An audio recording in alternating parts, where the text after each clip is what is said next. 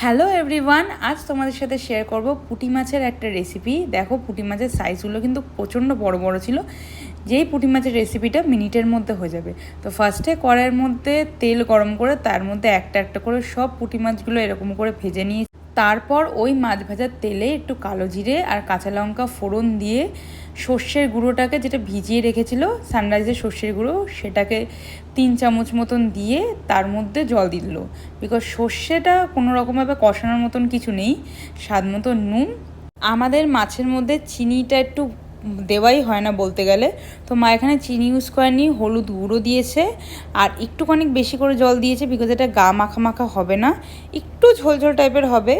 আর এর মধ্যে দেওয়া হয়েছে লঙ্কা পেস্ট। তারপর ঝোলটা একটু ফুটে গেলে মাছগুলো দিয়ে কিছুক্ষণ ফুটিয়ে ব্যাস আমাদের পুঁটি মাছের ঝাল রেডি। তোমরা ট্রাই করে অবশ্যই জানিও কেমন লাগলো। তো মিনি ব্লগটা এখানেই শেষ।